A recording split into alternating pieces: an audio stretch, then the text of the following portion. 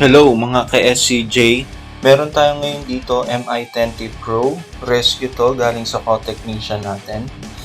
So sabi niya rito yung unit is nagahang, and then nag-try na rin sila ng mga troubleshoot dito sa unit na to, tulad ng pag-reheat nila sa CPU. Ayun, nung pinadala sa akin yung unit, ganito na ang kondisyon niya, hindi na siya nagtutuloy sa home screen. Ayan, ganyan lang siya hanggang sa hindi na siya nagbubukas. So, hindi na bago sa atin itong mga ganitong problema, no? At alam ko, lahat kayo or lahat tayo naka-experience na ng ganitong problema. At ang worst case dito, kahit na na-process natin ng maigi yung CPU, yung RAM at CPU nito is ayaw pa rin magbukas or unsuccessful pa rin yung gawa natin. At dito sa video na ito guys, ang good news, ipapakita ko dito sa ating video paano natin gagawin ng maayos yung mga ganitong problema, especially dito sa MI10T Pro na to. So kaya sa mga gustong matuto or para makaiwas sa mga RTO sa ganitong unit, tamang-tama para sa iyo itong video na to. Kaya huwag kang mag-i-skip ng kahit anong part dito sa video na ito. Panoorin mo to ng maigi. So ayan, tinatanggal ko na yung motherboard natin, no? Ayan, makikita natin na yung CPU part is nabuksan na. Ayan, alisin natin yung mga camera. Okay. So, sabi ko nga kanina, na-reheat na tong CPU na to. So, hindi naman ganun kalamog yung CPU. So, sa tingin ko, magkakaroon tayo ng magandang resulta dito. Pero ito ang pinaka-importante sa lahat. Ayan, kung makikita nyo guys, no? So, malinis na yung upper part ng mga IC. Wala na yung thermal paste niya. Ito yung pinaka-importanting malalaman nyo sa oras na ito. Pagka mga ganitong unit, like Xiaomi Mi 10T Pro or Poco F3 pataas, iiwasan po natin, no, yung pagtanggal ng thermal paste nito na gagamitan natin ng PCB cleaner or any cleaner na magdudulot ng pagkalat ng thermal paste. Kasi sa ganitong sitwasyon, pagka ginawa natin buhusan siya ng PCB cleaner na nandoon pa yung thermal paste, ang mangyayari, kakalat yung thermal paste at sisiksik doon sa ilalim ng mga IC na pwedeng masiksikan. At isa sa pinaka reason kung bakit nag-unsuccessful ang pag-process natin ng unit na ganito is yung ganong proseso. Makikita nyo sa video na to, no, tinatanggal ko yung both sides ng metal plate para maging visible sa akin yung area nung mga IC na dapat nating linisin. So ayan, kita nyo, kakaunti na lang yung natira sa thermal paste kasi nga nalinis na to before. At ayan, isa-isa nating tatanggalin. Lahat ng mga open IC kailangan nating tanggalin. Unang-una itong charging IC na to. So yan, pagka tinanggal natin yan, makikita natin may mga existing na thermal paste sa loob, no. So yan yung nagiging cause ng pagmamalfunction ng unit. Kaya yung co-technician natin na gumawa nito, no. Ayan, makita natin yung IC na yan, no, tinanggal ko, punong-puno siya ng thermal paste sa loob. Yan. So kung ganyan ang itsura niyan guys, possible kahit gaano ka kagaling mag-revolve ng CPU, hindi magsasucess yung gawa mo. Automatic yan. Masisiraan ka lang ng bait kung anong problema niyan. Kaya yan ang iingatan natin, pinaka-best tips para maiwasan yung ganyang pangyayari. Kapag ka nakatanggap kayo ng ganyan, lilinisin nyo lang siya gamit ang brush nang wala kayong nilalagay na kahit anong liquid or kahit anong PCB cleaner. Mas the best yun. So, importante matanggal nyo yung nakakalat na thermal paste na yan. Kasi yung thermal paste ng mga ganitong unit is parang hindi siya non-conductive materials like yung sa mga ibang model ngayon na hindi talaga nakakaapekto, no, sa mga IC kahit na sumisiksik dun sa gilid. So itong ganitong model, base sa na-experience ko, no, ganun kadalasan nilang nagiging problema.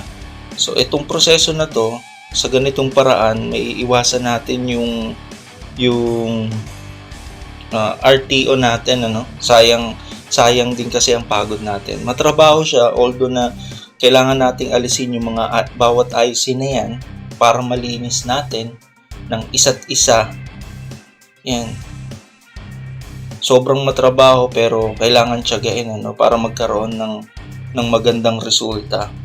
So, lilinisin lahat ng IC para ma-revolve natin ang panibago and then ma-install natin. So, ganitong ginagawa ko dyan. Ayan, so i-revolve na natin pagkatapos natin linisin, isa-isa natin kakabit din ng marahan. Ayan. So, install na natin tong IC na to. Ayan, marahan lang natin i-install, Sisiguraduhin natin tama ang pag-place natin ng bawat IC para iwas tayo sa anumang problema. So yan, tapos na rin natin siyang ma-revolve and then reflow natin and then install.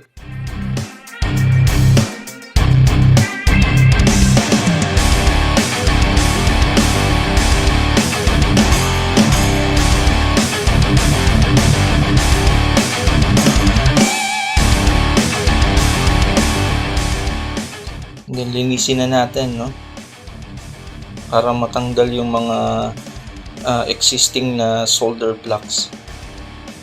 Tapos tsaka ko ngayon ipaprocess yung RAM and CPU. Huli ko siyang pinaprocess.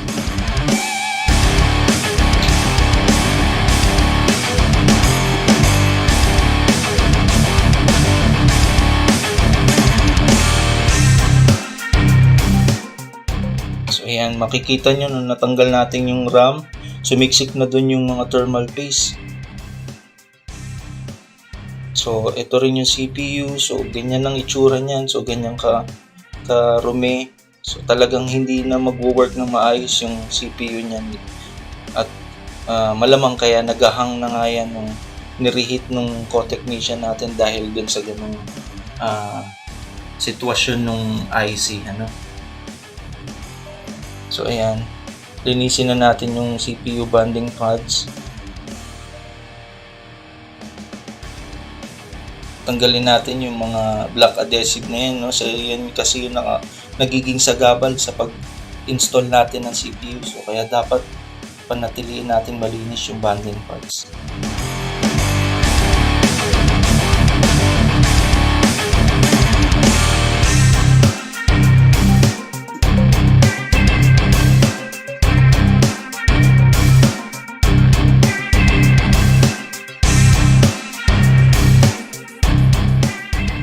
Ayan, malinis na. So, linisin natin ng maigi, bago natin i-process yung CPU. So, unahin natin yung ibabaw ng CPU.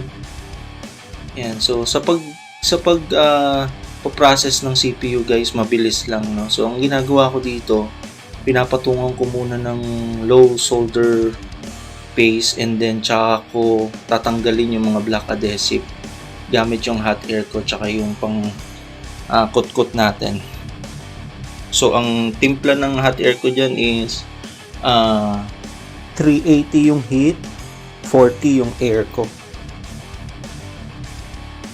So para mabilis ko siyang matanggal. So pagka mga ganitong CPU, dapat hindi natin bababaran ng ganong timpla. So yan, sa akin mabilis lang.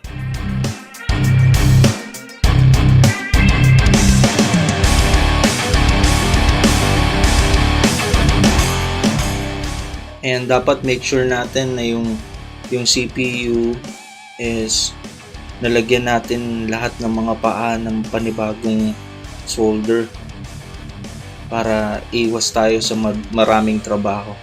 So yan, nalinis ko na, no?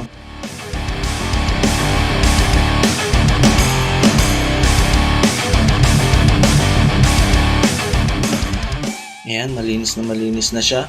Nilalagyan ko ngayon ng UV glue yung mga part ng filter capacitor na yan para pag ni-reball natin is hindi masama sa malagyan ng solder yung mga yan, para hindi tayo mahirapan sa installation.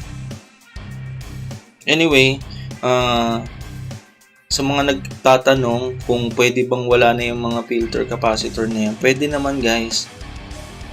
Mag-work pa rin yung CPU niyan kahit wala yung mga yan. So yan, maigi kong nililinis yung CPU. Sunod natin yung RAM naman. Same process lang kung paano natin ginawa sa CPU, ganun lang din gagawin natin sa RAM. Okay. So ito lang yung pinakamatrabaho dito guys, yung pag re-reworks natin ng RAM and CPU, no? Especially sa ganitong model kasi dual chips na siya, magkapatong na yung RAM and CPU. Sa ibang model like yung Redmi Note 10 Pro, Redmi Note 10, yan. So isa lang ang CPU niyan, so kaya mas mabilis ang trabaho. Pero pagka sa mga ganito, Mi 10T Pro, Poco X3 Pro, Poco F3, yan, dual layer ang chip niya. RAM and CPU magkapatong. So yan, re-reball ko na ngayon isa-isa yung mga IC. Okay. So ang gamit kong stencil is universal stencil guys, no? Pwede naman yan. Pero mas maganda kung meron kayong stencil para talaga sa ganitong unit. Yan, reflow natin and then reball naman natin ngayon yung RAM.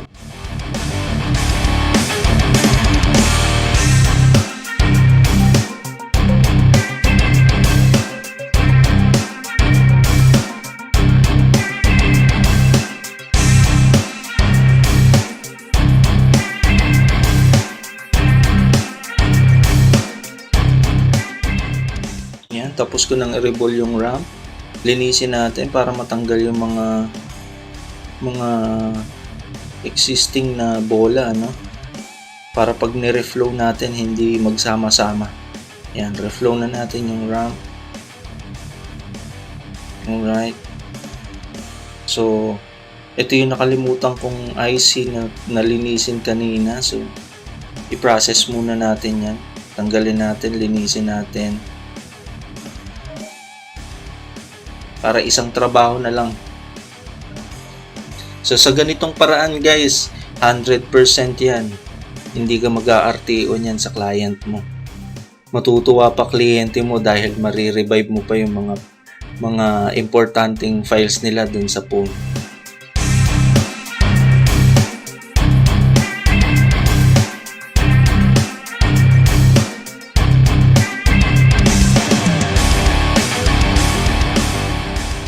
Okay, reball na natin.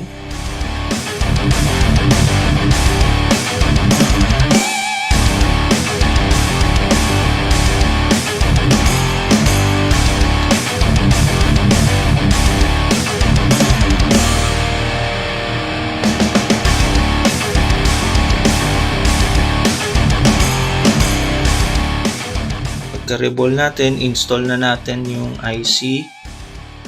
Isa-isa na nating install. Ayan. Yung CPU install na rin natin. Sa pag-i-install, hindi naman tayo malilito dyan kasi may palatandaan tayo. I-align lang natin yung filter capacitor dun sa bonding pads. Yan. Install na natin yung RAM.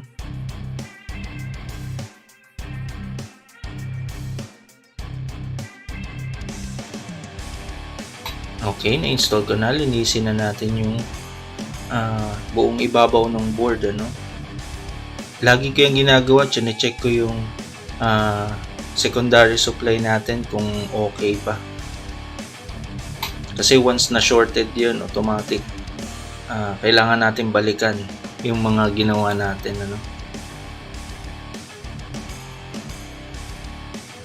Ayan, nag-MI logo na. Battery icon. So, ayan. Ayan, nagtuloy na sa home screen. And then, sa part na to guys, kung mapapansin natin, pag china-charge ko siya, ayan, may charging indicator, biglang nawawala. Ayan, charge ulit. Biglang nawawala. And then, stuck lang siya sa 0%.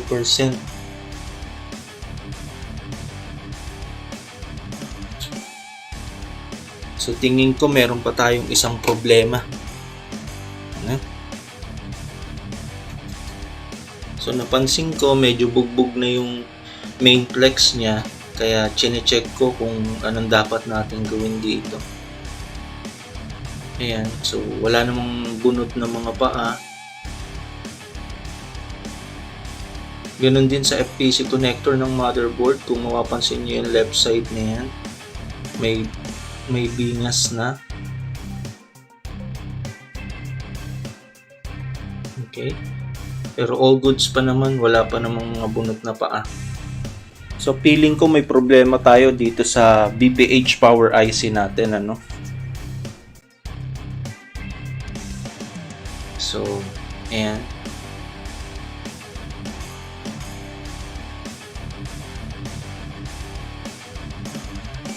So, bibihira yung mga ganitong unit guys na makakatanggap tayo. May mga iba pang problema pagkatapos natin i-process yung CPU.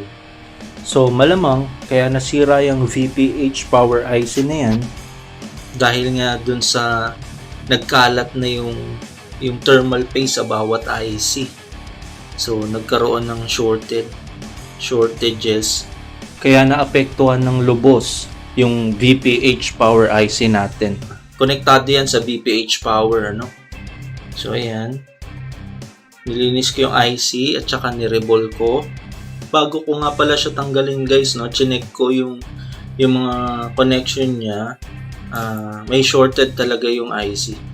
Nung tinanggal ko, chinek ko ulit na wala naman yung shorted. Kaya tatry ko muna siyang i-rebol. Yan, install. So dito sa part na to guys, nakakalungkot dahil pagkatapos kong i-rebol yung IC, natin guys, shorted pa rin. Nandun pa rin yung shorted line natin, So, dyan sa mga linya na yan, shorted tayo. So, meaning, sira na tong IC na to. Kaya tatanggalin ko siya ulit. Tapos, kukuha tayo ng pamalit. So, itong board na to, kukunin natin yan, pamalit natin. Ayan.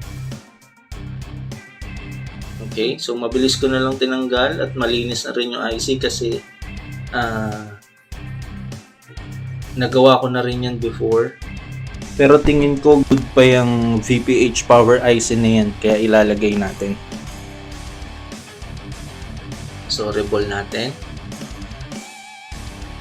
Ayan. And then reflow. Tapos install na natin. Okay. Ayan, na-install ko na yung donor IC natin, and then testingin natin ulit ngayon yung motherboard.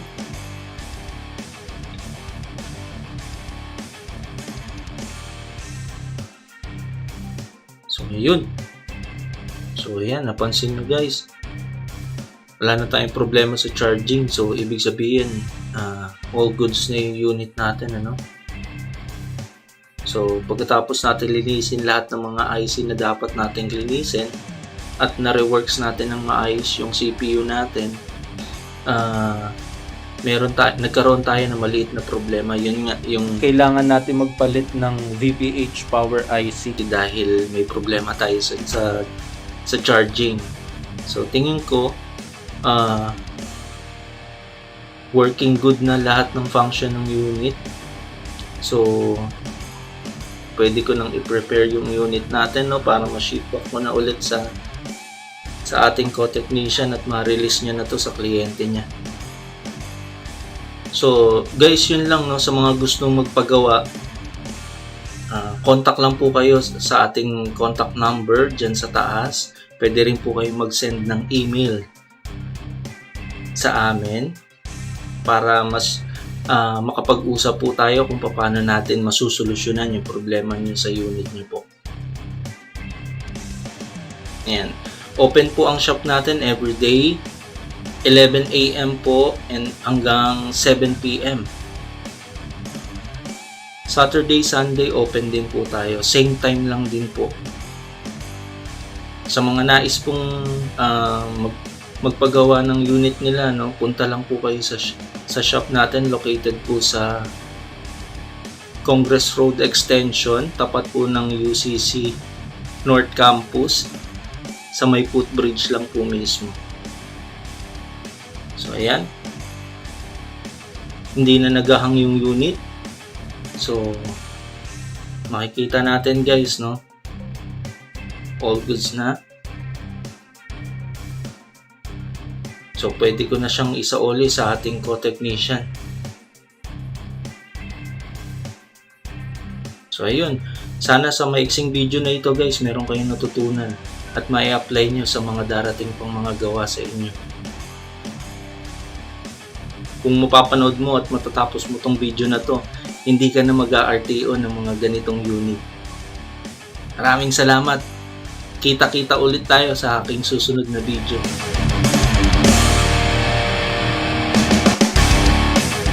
If you guys want some service attention or service maintenance to your gadget, please don't hesitate to reach SCJ Repair Shop by the details placed above on screen. Hayaan niyo pong kami ang magtrabaho sa inyong mga unit at makakasiguro po kayo na maibabalik po namin ang panibagong kondisyon nito. Marami pong salamat sa tiwala at sa mga magtitiwala pa.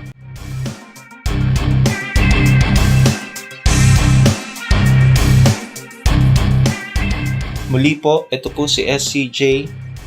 Let us work with you. Be our guest and be the one to be the next save. Bye-bye.